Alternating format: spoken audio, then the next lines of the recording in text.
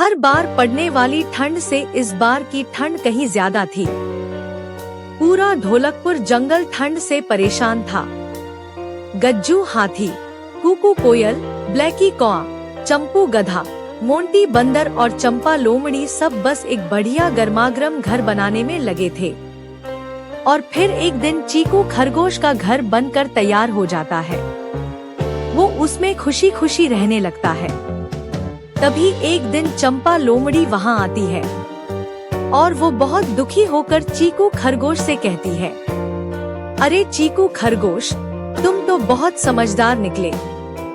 ठंड से बचने के लिए तुमने कितना बढ़िया घर बनाया है। अब क्या बताऊं चीकू खरगोश, ठंड इतनी पड़ रही कि मुझसे तो अब चाह कर भी अपना घर नहीं बना पा रहा। तो क्या चीकू खरगोश, कुछ दिनों के लिए तुम मुझे अपने साथ रख सकते हो?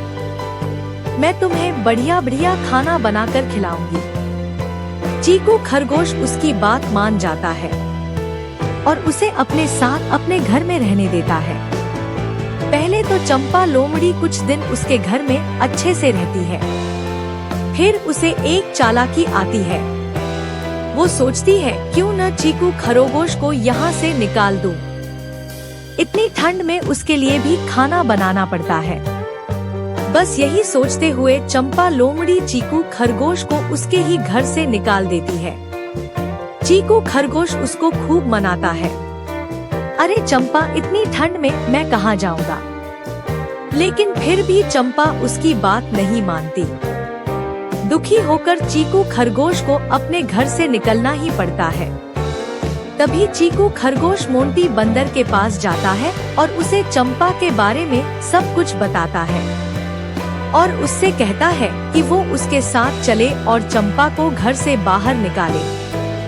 चीकू खरगोश को लेकर मोंटी बंदर चंपा लोमड़ी के पास जाता और उस पर गुस्सा करते हुए उसे बाहर निकलने को कहता है। तभी चंपा लोमड़ी मोंटी बंदर को धीरे से अपने पास बुलाती है और उसके कान में कहती है, अरे मोंटी बंदर, तुम यहाँ रह सकते हो। इतना गर्म घर देखकर मोंटी बंदर चंपा लोमड़ी की बात मान जाता है और फिर दोनों मिलकर चीकू खरगोश को फिर बाहर निकाल देते हैं। अब चीकू खरगोश ब्लैकी कौए के पास जाता है, उसे पूरी बात बताता है। मोंटी बंदर की तरह ब्लैकी कौआ भी चंपा लोमड़ी के पास जाता और चीकू खरगोश को उसके ही घर से निकालने के लिए उस पर गुस्सा करने लगता है। फिर चंपा लोमड़ी ब्लैकी कौए को भी अपने साथ रहने को कहती है। मोंटी बंदर के साथ साथ अब ब्लैकी कौआ भी उन लोगों के साथ रहने लगता है। ये सब देखकर चीकू खरगोश को अब कुछ समझ नहीं आ रहा था। जिसको भी लेकर आ रहा था वो सब चंपा के साथ उसी के घर में रहने लग जा रहे थे। तभी चीकू खरगोश को गज्जू हाथी का ख्याल आता है, क्योंकि पूरे ढोलकपुर जंगल में अगर कोई समझदार है तो वो है गज्जू हाथी।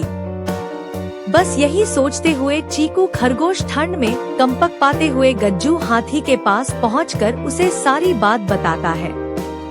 पर अंदर ही अंदर चीकू खरगोश डरता भी रहता है, कहीं ऐसा न हो मोंटी बंदर और ब्लैकी कौए की तरह यह भी चंपा लोमड़ी की बात में आ जाए और उसके साथ रहने लगे।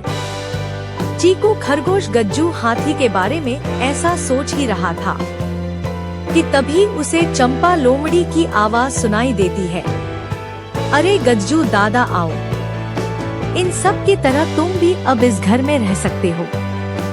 और हाँ, मैंने आज गाजर का हलवा भी बनाया है, चलिए अंदर अभी आपको खिलाती हूँ। और फिर जैसे ही गज्जू हाथी चीकू खरगोश के घर के अंदर जाता है, उसका घर टूट जाता है। सभी टूटे घर से तुरंत बाहर निकलते हैं। अरे गज्जू दादा, ये क्या किया तुमने? इतनी ठंड में हम सब कहाँ रहेंगे? इतना गर्म घर क्यों तोड़ा? तभी गज्जू हाथी उनसे कहता है, क्यों, ठंड क्या सिर्फ तुम्हारे लिए है? चीकू खरगोश के लिए। तुम सब ने एक बार भी चीकू के बारे में नहीं सोचा। चलो चीकू खरगोश, जब तक तुम अपना नया घर नहीं बना लेते तब तक तुम मेरे साथ मेरे घर में रह सकते हो। और हाँ चीकू खरगोश, एक बात और ध्यान रखना, अब से किसी की बातों में आने से पहले उसका अच्छा बुरा जरूर सोच लेना, समझे? दोस्तों, इस कहानी से हमें ये सीख मिलती है कि हमें कभी भी किसी के साथ बुरा नहीं करना चाहिए, क्योंकि बुरे काम का नतीजा हमेशा बुरा ही होता है।